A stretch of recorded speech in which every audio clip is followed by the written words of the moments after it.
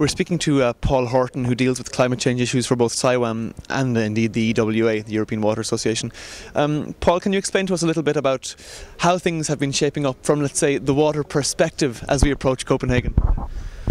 It's been a mixed bag actually, because the water community recognise that it hasn't really been talking to the climate change negotiating teams. Probably haven't been doing that for the past 14 or 15 main meetings.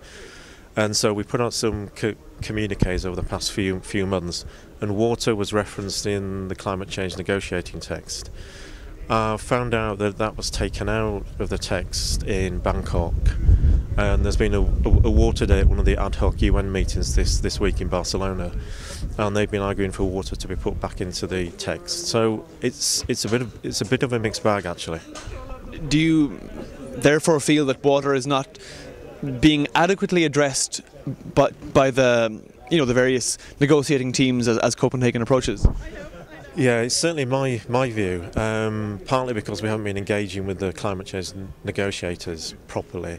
But secondly, if you look at what's going to happen as the climate changes, we're going to get increased flooding, we're going to get water scarcity and issues like that. So the water sector as a whole is being affected, and it's already happening. You also have situations of transboundary rivers. The Danube is a classic in Europe.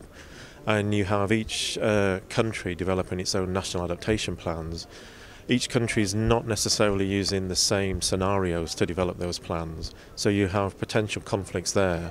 And I think it's essential that if you're looking at trying to manage the way the climate's going to change, and you're managing river basins and catchment areas, you have to have consistency of approach.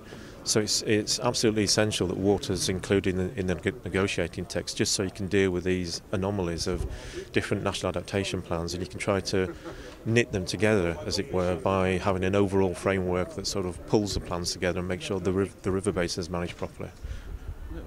What then is the likelihood of a stronger clause on water being included in the negotiating drafts or texts between now and Copenhagen? It's only a month or so away. Well, I've been told not to hold my breath. So one of the things we're going to try to do as an organisation is to have some representation in Copenhagen. But I feel that they're probably going to focus on the greenhouse gas emissions limits. The difficulty again with that is that it depends on the scenarios that all the countries are looking at, and you might look at certain greenhouse gas emissions and it might be fine in one country but it causes problems in the other, and we're back to the transboundary issues again.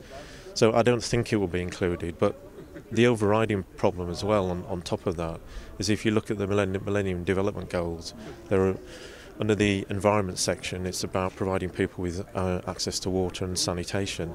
That's certainly not going to be met by 2015, its target date. And I've got a feeling some of the references to water have been taken out because it's too big an issue. And if they include those references, it means they're going to have to look at the MGDs and what all of that means.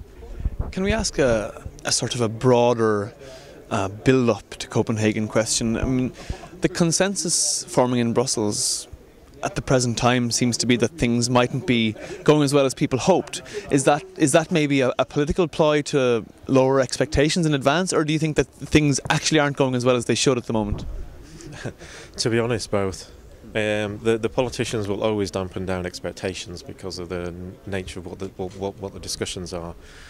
In terms of what's actually going to happen, it's going to be difficult because you have a recession-dominated meeting, and that's been good in one sense because the global emissions of carbon have gone down, but the other sense is countries are not going to be willing to reduce their economic activity, and we haven't reached the stage yet of developing alternative ways of producing energy, not on a mass scale.